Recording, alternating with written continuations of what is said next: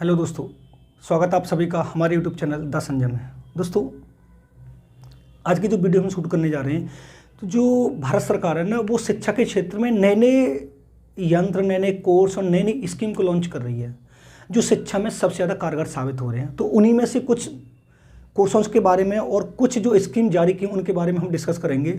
और ये जो है ना, ये हर किसी में आएंगे। अभी यूजीसी नेट का एग्जाम चल रहा है तो उसमें आएंगे, केवीएस में भी पूछे जा रहे हैं यहाँ से, और सुपर डेट में भी आएगा और DSSS पे भी आएगा।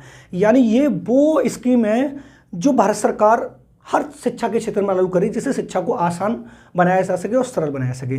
तो सबसे पहले हम बात करेंगे कि स्वयं क्या होता है। यानी स्वयं जो होता है, इसकी फुल फॉर्म भी पूछी जा रही है।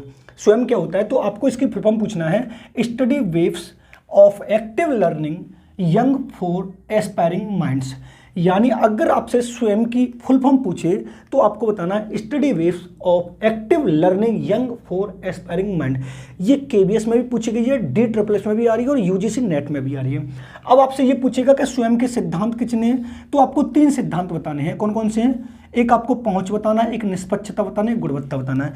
यानी स्वयं के द्वारा, और ये जो स्वयं है ये दूरस्थ शिक्षा, डिस्टेंस एजुकेशन प्रदान करता है, और इसके द्वारा ये बोला गया है कि सभी तक छात्रों की शिक्षा का पहुंच होनी चाहिए, निष्पक्षतापूर्ण होगी और गुणवत्तापूर्ण शिक्षा प्रदान करेगा।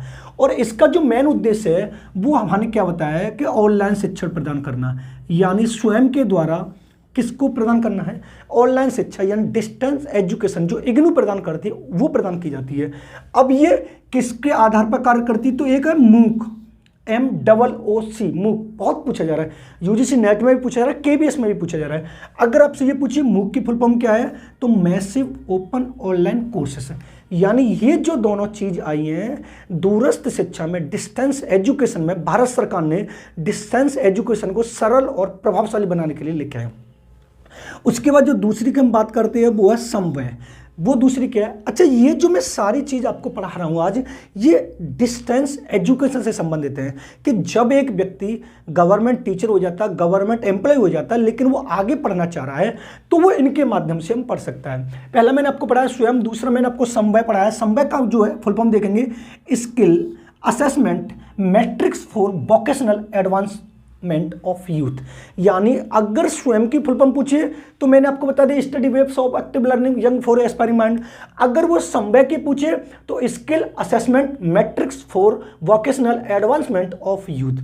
अब इसका मेन उद्देश्य क्या था कि अपनी पसंद के व्यवसाय के लिए युवाओं को तैयार करना और मानव संसाधनों की आपूर्ति को कम करना। यानी जो आपको व्यवसाय पसंद है उससे संबंधित जो भी आप कोर्स करना चाहते हैं, जो आपको अच्छा लगता है, वो इसके माध्यम से आप कर सकते हैं।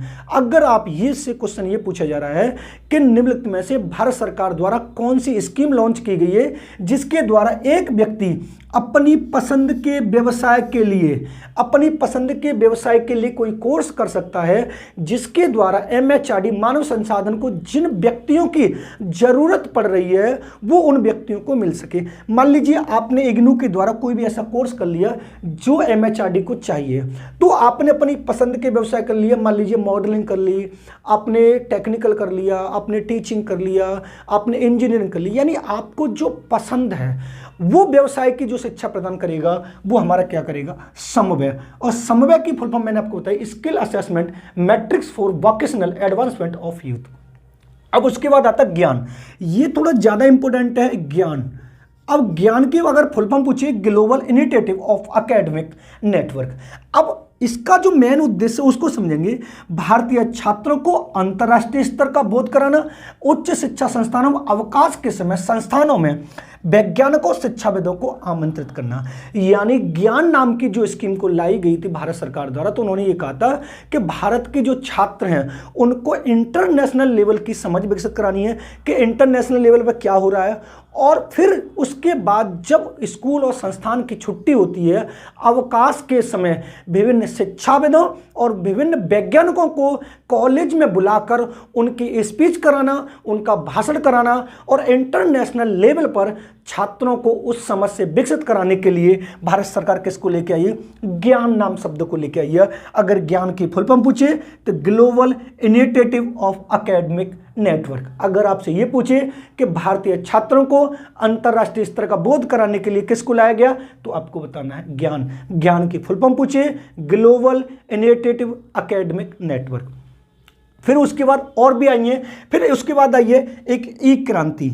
ई क्रांति का क्या था कि जो सरकारी जितनी भी सेवाएं हैं उनको डिजिटल करना, यानी ई क्रांति का मेन उद्देश्य क्या है? अगर आपसे ये पूछे ई क्रांति शिक्षा के लिए क्यों लाई गई, तो सरकारी सेवाओं का डिजिटल करना, यानी सरकारी सेवा जितनी भी होती हैं उनका डिजिटल कैसे किया जाता है। मान लीजिए अभी आपने देखा होगा सदन में अभी बिल्कुल एक तरह से लैपटॉप वाली हो गई है, ई वाली हैगी, इलेक्ट्रिकल वाली हो गई है, यानी आपने डिजी लॉकर का नाम सुना होगा। पहले सीटेट का जो प्रमाण पत्र है वो आपके घर पर आता था, लेकिन अब आप उसको उससे डिजी लॉकर से डाउनलोड कर सकते हैं। यानी जितनी भी सरकार की सेवा है वो आपको सरकारी सेवाओं का डिजिटल कर लेना। अब एक आपने देखा होगा OTR चल रहा है, वन टाइम रजिस्ट्रेशन चल रहा है, यानी एक बार आप रजिस्ट्रेशन करा लीजिए, उसके बाद जिसका फॉर्म फिल करेंगे वो उसमें आपका पूरी डिटेल आ जाएगी, दोबारा आपको भरने की जरूरत नहीं पड़ेगी। तो वो क्या हमारा ई क्रांति।